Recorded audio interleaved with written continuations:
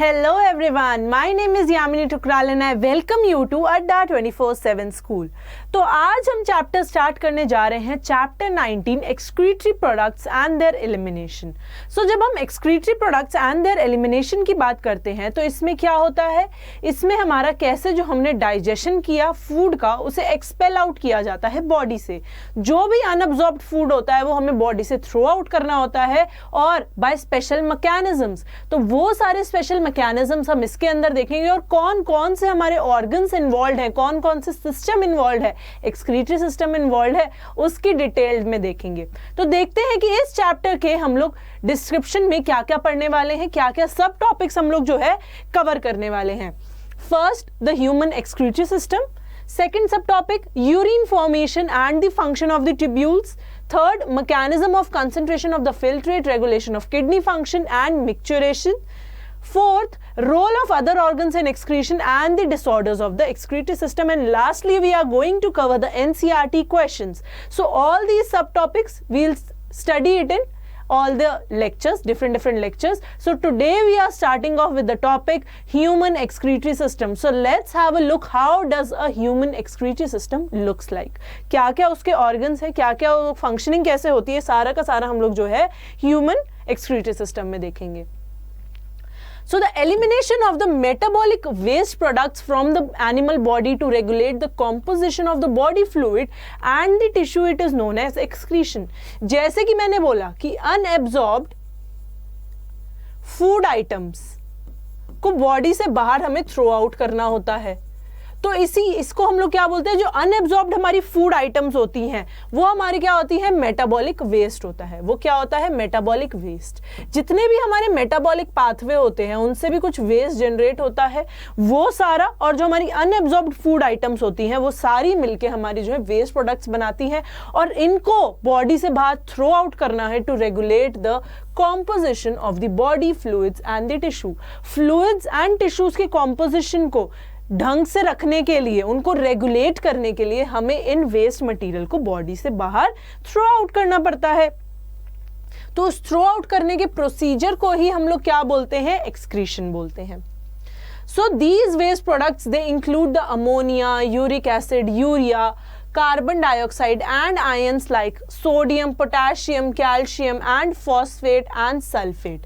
तो हमारे waste products के अंदर क्या क्या होता है बच्चों, अमोनिया होता है, यूरिक एसिड होता है, यूरिया होता है, sodium, chlorine, sulphate, carbon dioxide और फॉस्फेट। ये सारे के सारे प्रोडक्ट्स जो हैं हमारे, ये सारे के सारे इसके अंदर होते हैं जितना भी हमारा वेस्ट प्रोडक्ट आता है। और इसको बॉडी से थ्रो आउट करने वाले प्रोसीजर को हम लोग क्या बोलते हैं, इसको हम लोग बोलते हैं क्या, इसको हम लोग बोलते हैं एक्सक्रीशन। ठीक है। So ammonia, it is the most toxic and uric acid is the least toxic. तो हम जब बात करें कि कौन सा हमारा जो वेस्ट प्रोडक्ट है मोस्ट टॉक्सिक होता है और कौन सा लीस्ट होता है, तो अमोनिया जो हमारा होता है वो हमारा मोस्ट टॉक्सिक होता है और जो हमारा यूरिक एसिड होता है it is least toxic. So the process of removing of ammonia, it is known as ammonotelism, and the organism that excrete ammonia, they are known as ammonotelic। वैसे ही और भी जो आएंगे हमारे वेस्ट आइटम, उनके respect में उनके इंडिविजुअल्स को क्या बोलते हैं, जो कि वो उन्हें वेस्ट को बाहर थ्रो आउट करते हैं, और उस प्रोसेस को क्या बोलते हैं अभी हम लोग देखेंगे।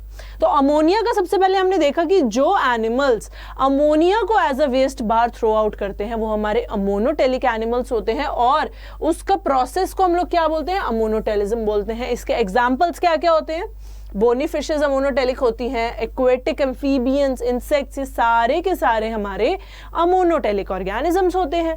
फिर हमारा आता है the organisms that release urea as the nitrogenous waste. जो एनिमल्स हमारे nitrogenous waste as urea excrete out करते हैं वो हमारे क्या होते हैं, यूरियोटेलिक होते हैं। क्या होते हैं, यूरियोटेलिक होते हैं। इसमें हमारे एग्जाम्पल्स क्या होते हैं, मैमल्स, हम लोग भी यूरियोटेलिक है, mammals, terrestrial amphibians. The organism that excrete uric acid जो बाहर निकालते हैं उनको हम लोग क्या बोलेंगे, यूरिकोटेलिक बोलेंगे।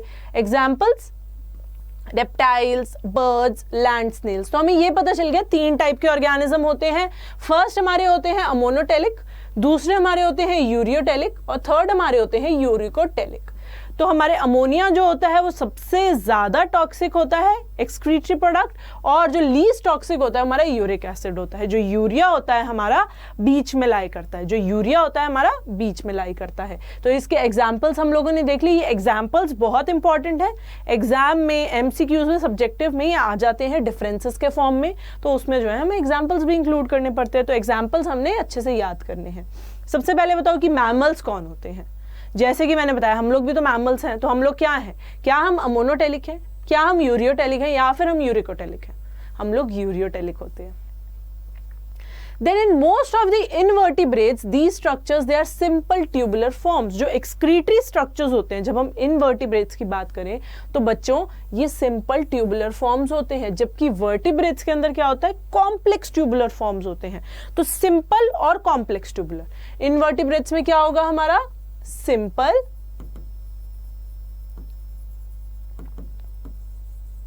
tubular forms, और vertebrates में क्या होगा कॉम्प्लेक्स ट्यूबुलर फॉर्म। क्या होगा, कॉम्प्लेक्स ट्यूबुलर फॉर्म। तो ये हमें क्लियर हो गया, क्योंकि इनवर्टिब्रेट सिंपल ऑर्गेनिजम्स होते हैं इसलिए उनके अंदर क्या होते हैं, ट्यूबुलर स्ट्रक्चर सिंपल होते हैं, और हम लोग जो है कॉम्प्लेक्स होते हैं तो हमारे अंदर कॉम्प्लेक्स ट्यूबुलर स्ट्रक्चर्स होते हैं। सबसे पहला हमारा आता है प्रोटोनेफ्रीडिया या फिर फ्लेम सेल्स।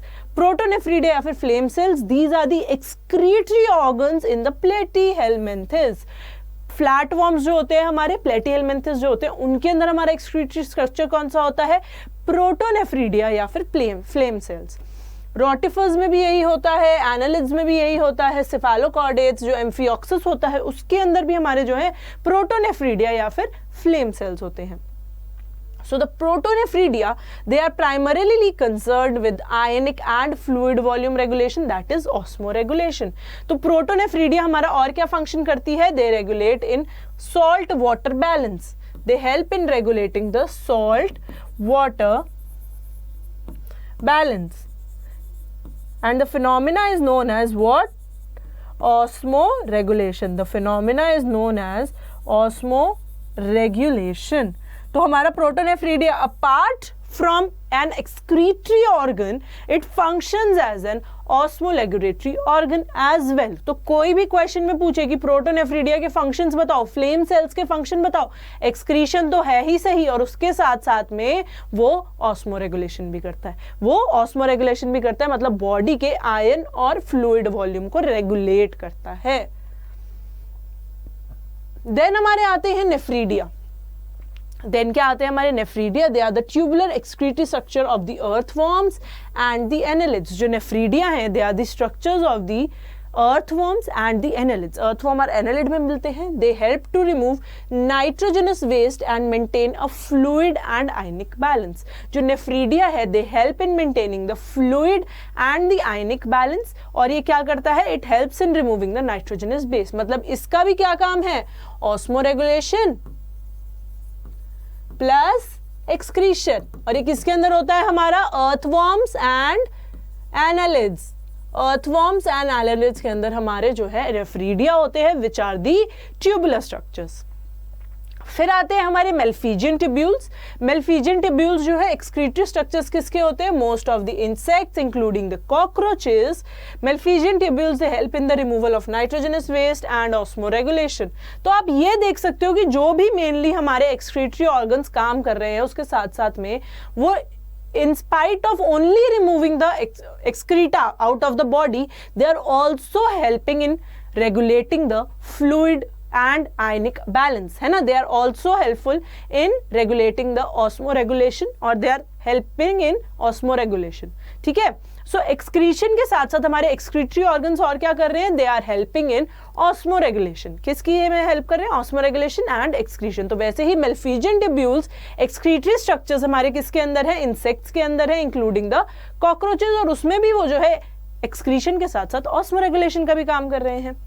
नेक्स्ट है हमारे एंटेनल ग्लैंड्स और the green glands. They perform the excretory function in the crustaceans like prawns. जो एंटेनल ग्लैंड्स है या फिर जो ग्रीन ग्लैंड्स है वो किस में मदद करते हैं, किसके अंदर एक्सक्रीटरी फंक्शन करते हैं, क्रस्टेशियंस, प्रॉन्स के अंदर। तो हम एक बार ये इससे ग्लिम्स ले लेते हैं। सो अर्थ सो फ्लैटवर्म्स, एनालिड्स एंड सेफेलोकॉर्डेट्स के अंदर हमारे प्रोटोनेफ्रिडिया या फिर फ्लेम सेल्स होते हैं। फिर हमारे आते हैं अर्थवर्म्स एंड एनालिड्स, इनके अंदर हमारे नेफ्रीडिया होते हैं।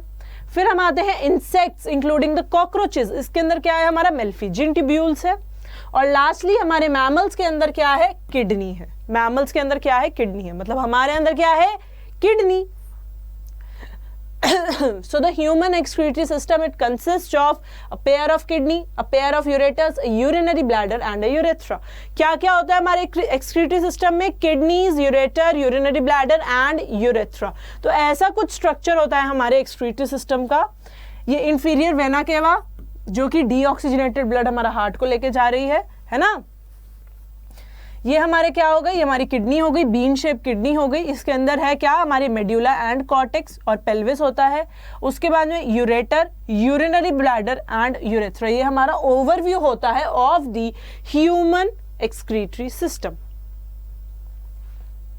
So kidneys, they are reddish brown bean shaped structure which are situated between the last thoracic and lumbar vertebra। तो kidneys हमारी क्या होती है, they are the bean shaped structure, और वो कहाँ पे मौजूद होती है, between the last thoracic and lumbar vertebra। thoracic and lumbar vertebra के बीच में मौजूद होती है, लास्ट में, last lumbar and thoracic vertebra के बीच में।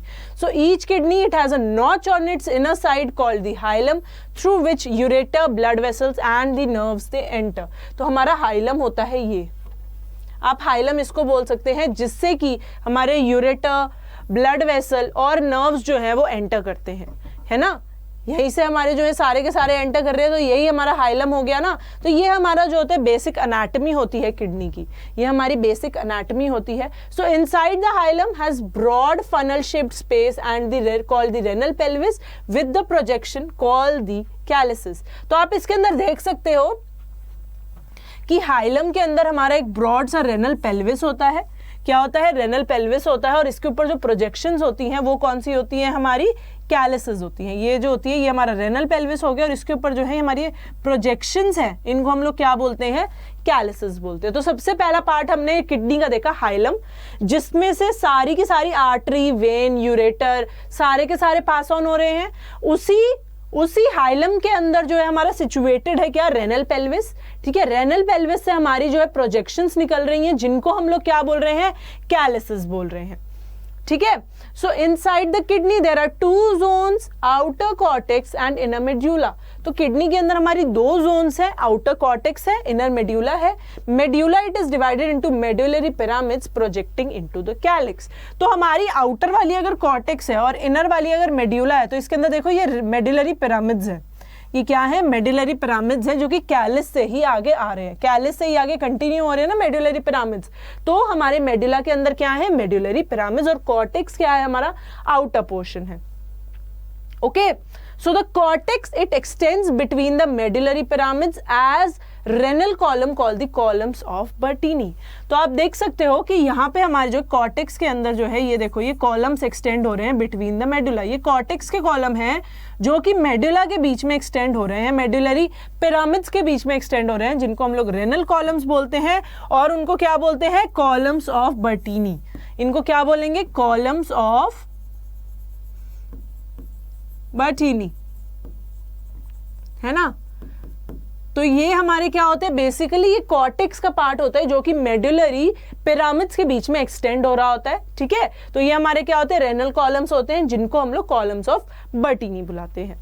सो the functional unit of kidney it is nephron. जो हमारी फंक्शनल यूनिट है किडनी की वो क्या है, नेफ्रॉन है। And each kidney contains about 1 million nephrons. तो एक किडनी के अंदर कितने नेफ्रॉन्स होते हैं, अबाउट 1 मिलियन। अब 1 मिलियन हमारा कितना होता है, 1 मिलियन हमारा कितना होता है, 10 lakhs। कितना होता है, 10 lakhs। So approximately 10 lakh nephrons they are located in each kidney and we all have a pair of kidneys।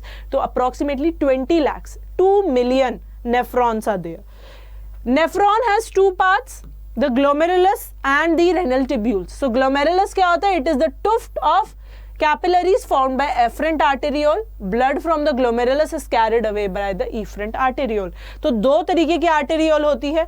सबसे पहला हमारा नेफ्रॉन के अंदर दो पार्ट होते हैं, एक तो ग्लोमेरुलस, ग्लोमेरुलर कैप्सूल, और नीचे हमारा क्या है, द रेनल टिब्यूल्स, ये हमारी टिब्यूल्स हो जाती है, ऊपर हमारी कैप्सूल होती है। अब जो ग्लोमेरुलस कैप्सूल होती है, ग्लोमेरुलस क्या होता है, it is a tuft of capillaries, इसके अंदर बहुत सारी देखो ऐसे टुफ्ट है कैपिलरी का, ऐसे ऐसे ऐसे मिंगल्ड है ना, कॉइल्ड कैपिलरी है, एफरेंट एट्रियोल, और इफरेंट एट्रियोल क्या करता है, नेफ्रॉन से ब्लड अवे लेके जाता है, नेफ्रॉन से ब्लड अवे लेके जाता है इफरेंट, और एफरेंट उधर ब्लड लेके आता है। तो ग्लोमेरुलस के अंदर एक टुफ्ट ऑफ कैपिलरी है ऑफ एफरेंट एट्रियोल, और इफरेंट एट्रियोल उसमें से निकल के कहां जा रही है, blood, it carries blood away from the glomerulus. So the renal tubules starts with the Bowman's capsule, continue with the tubular parts which are divided into proximal convoluted tubule, loop of Henle and distal convoluted tubule. So the Malpighian tubules PCT and DCT are situated in the cortical region, whereas the loop of Henle into the medulla. तो जो हमारा ये होता है, जो हमारा PCT और DCT है, ये हमारा किस में मौजूद है, ये हमारा कॉर्टिकल रीजन में, और जो लूप ऑफ हेनले है ये हमारा मेड्यूला में।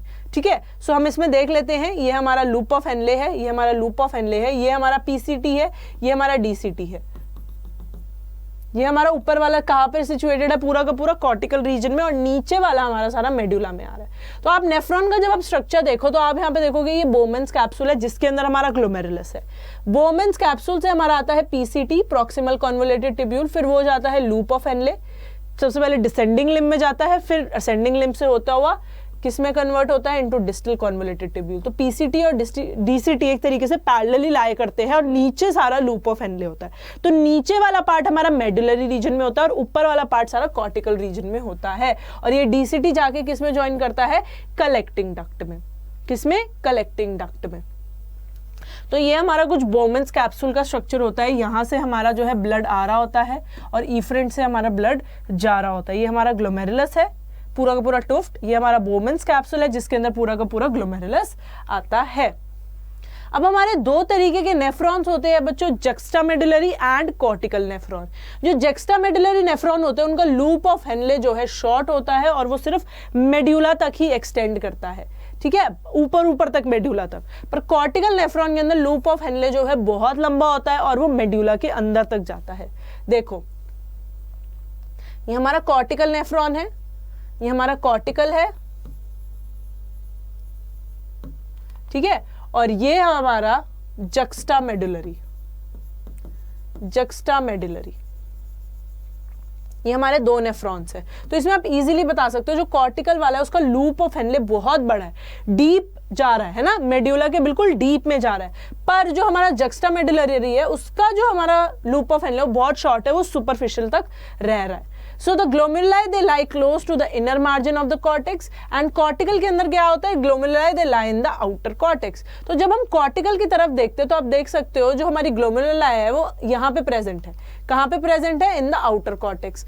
और जब हम लोग जक्स्टामेडुलरी की बात कर रहे हैं वो कहाँ है, हमारी close to the inner margin of the cortex. ये देखो, मार्जिन ऑफ द कॉर्टेक्स के पास हमारी जो है ग्लोमेरुलाई जा रही है। तो ये दोनों के बीच के बेसिक डिफरेंस है। तो दो तरीके के नेफ्रॉन होते हैं, कौन से, कॉर्टिकल एंड जक्स्टामेडुलरी। तो एक बार देख लेते हैं कि हमने क्या ब्रीफ लिया है आज ह्यूमन एक्सक्रीटरी सिस्टम का। So human excretory system basically, excretion क्या होता है, it is the elimination of the metabolic waste from the animal body to regulate the composition of the body fluid and the tissues, and the process is known as excretion. It is basically the throwing out of the waste material from the body. So the waste material, it includes ammonia, uric acid, carbon dioxide, sodium, potassium, calcium, phosphate and sulfate. So इसमें basically हमारे तीन तरीके के organisms होते हैं। On the basis of the excreta they excrete out. First are ammonotelic, second are ureotelic, third are uricotelic. Ammonotelic organisms कौन से होते हैं, जो कि ammonia as a waste product body से बाहर निकालते हैं। यूरियोटेलिक वो होते हैं जो कि urea as a waste product body से बाहर निकालते हैं, और यूरिकोटेलिक वो होते हैं जो कि uric acid as a waste product अपनी बॉडी से बाहर निकालते हैं। सो जो स्ट्रक्चर्स होते हैं एक्सक्रीटरी सिस्टम के, सिंपल ट्यूबुलर होते हैं इन इनवर्टिब्रेट्स और कॉम्प्लेक्स ट्यूबुलर होते हैं इन द वर्टिब्रेट्स। सबसे पहला एक्सक्रीटरी स्ट्रक्चर हम लोग देखते हैं प्रोटोनेफ्रीडिया या फिर फ्लेम सेल्स।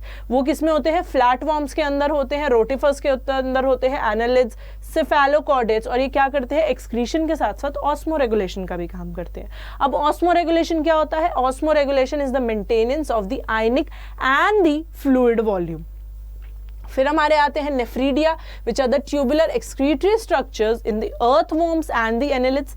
नेफ्रीडिया क्या करते हैं? They help in removing the nitrogenous waste and maintain a fluid and water balance.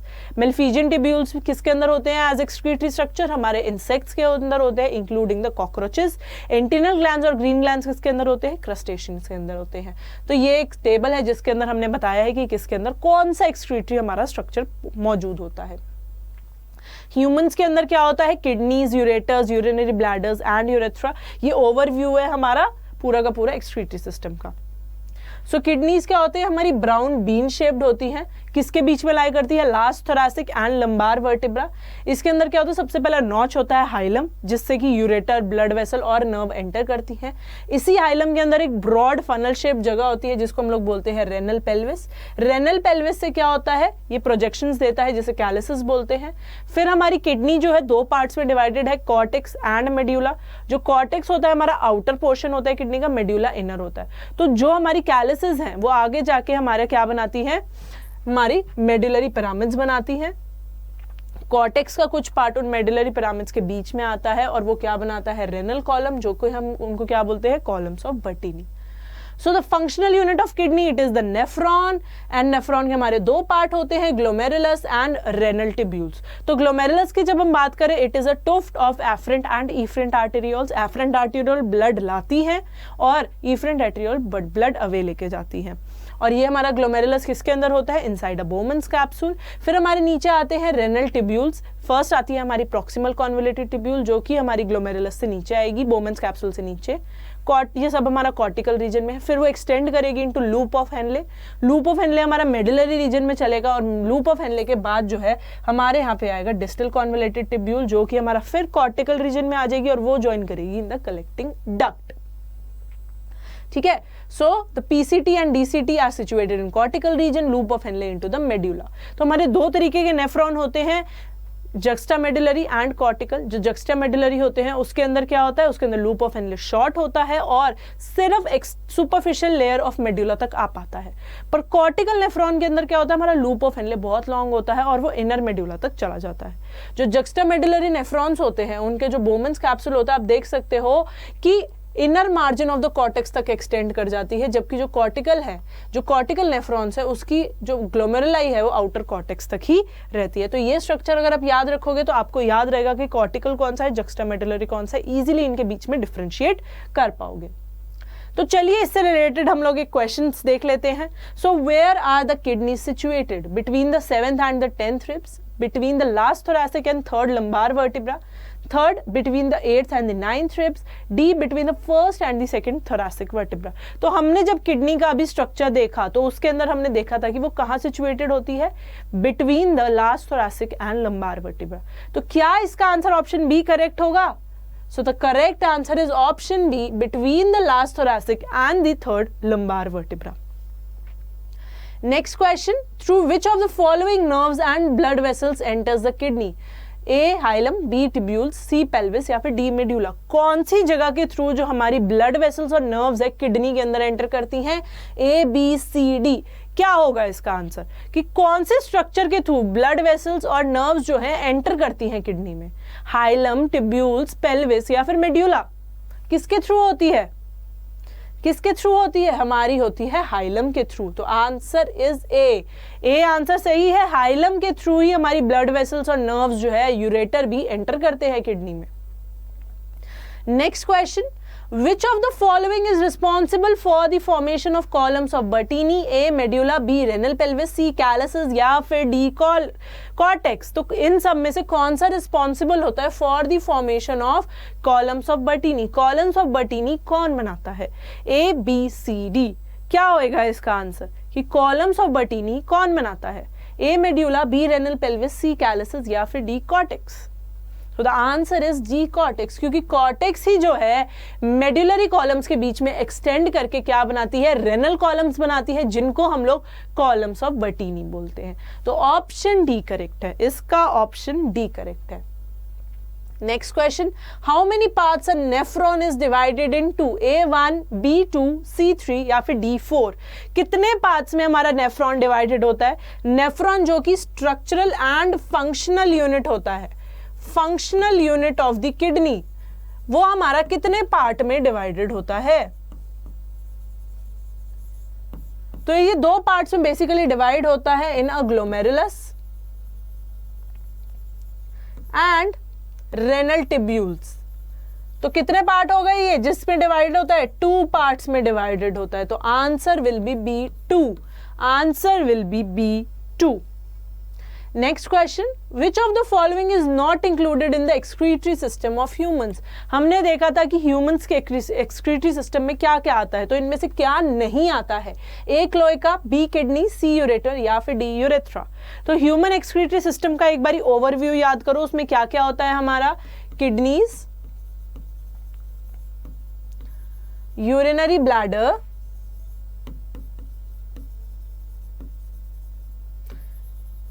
Urethra, ureter. तो इसमें से क्या नहीं है? क्या क्लोएका हमें कहीं नजर आया? नहीं। तो क्लोएका ह्यूमन एक्सक्रीटरी सिस्टम में नहीं होता है। Option A will be correct, option A will be correct. तो बच्चों ये था ह्यूमन एक्सक्रीटरी सिस्टम के बारे में एक ब्रीफ। आगे हम सब्सिक्वेंट लेक्चर्स के अंदर इन सब के रोल प्ले देखेंगे और कि कैसे हमारी जो यूरिन फॉर्मेशन के अंदर ये जो है यूज होते हैं। अगर आपको मेरी वीडियो पसंद आई है तो लाइक करना है, शेयर करना है, सब्सक्राइब करना है अड्डा 24/7 स्कूल के चैनल को। Thank you for watching the video and bye bye.